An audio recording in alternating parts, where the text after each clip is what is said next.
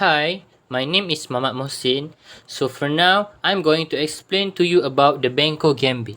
The Benko Gambit is a famous opening name after a grandmaster named Pal Benko. However, in terms of gambits, it's a little out of the ordinary.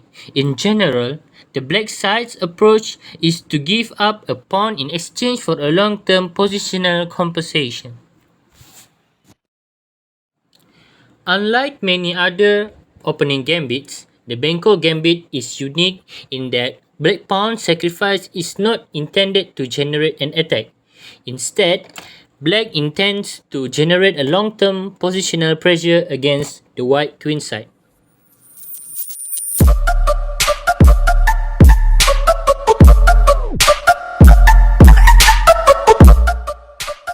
Okay, Bismillahirrahmanirrahim. Assalamualaikum warahmatullahi wabarakatuh.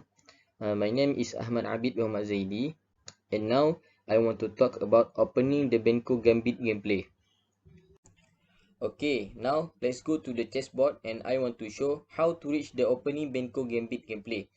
To start, first white must move the queen's pawn to square d4. Then black replies by moving his knight to square f6. After that, white responds by moving his c-pawn to square c4 to control the center, and then black move his c-pawn to square c5. White replies by advancing the d-pawn one square d5, and then black responds by moving his b-pawn to square b5. As we know, it's clear that black offers this pawn for free, so white should take it, and also move this pawn, move forward one square to a6, and after this move, white can also take this pawn.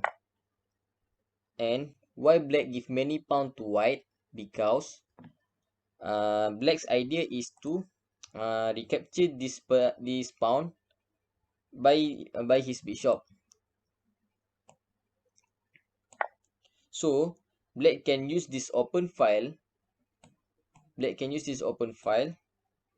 For an attack, because in the Benko Gambit, black sacrifice a pawn to have quick development without creating many weakness, and try to attack on the queen side. That's all from the opening of the Benko Gambit gameplay. Thank you.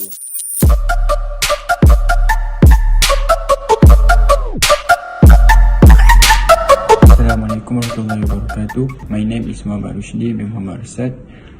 My number metric 120123. I would like to present the Benko Gambit of variation. The Benko Gambit variation can be divided into the three major variations. White can choose to play in many different ways according to play style against this major opening. The three major variations are: first, king walk variation; second, fianchetto variation; third, positional variation. First, the king walk variation is the most popular option in the Benko Gambit. Black tries start attack against white queen side by having two open files and naturally developing his pieces and using them to force white to give up the extra pawn, while white tries to push e5 and punish black for having one less pawn.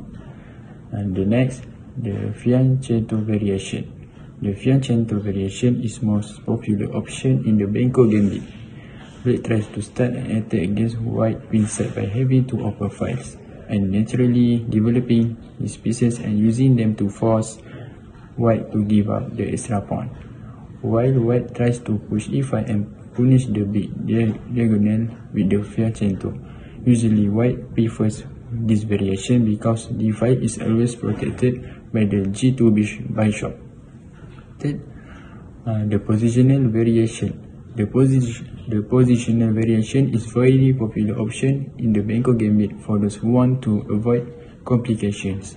Black immediately gets the pawn back and can just develop his pieces. White will try to develop piece normally and maneuver the knight to c4 to eventually start attacking black center. The best thing about this variation is that it is playable against any plan of white. Overall, the mid-game plan of both players in this variation is very standard and direct. That's all from me. Thank you.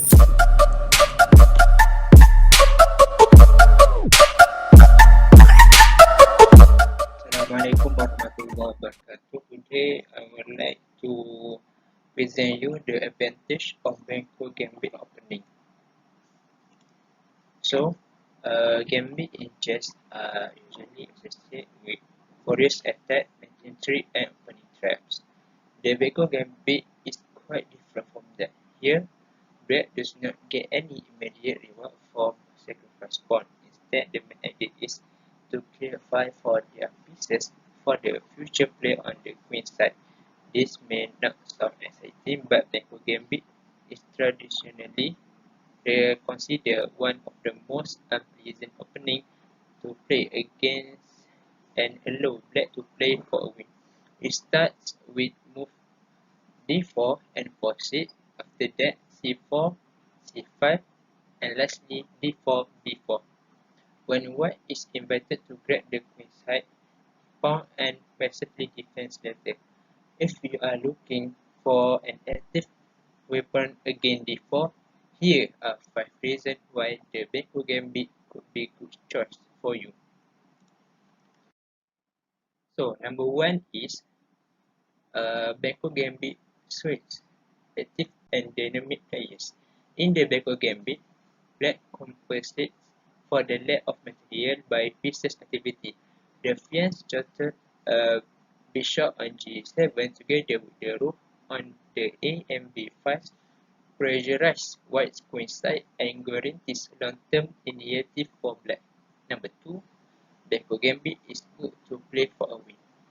This opening leads to position with asymmetrical pawn structures with pros and cons for both sides. The rising positions are imbalanced, but with clear strategic direction for Black, this made the Benko Gambit a good weapon to play for a win, especially in rapid and blitz game because it is harder to maintain the position for White in shorter time controls. Number 3, Black plays is easy and direct.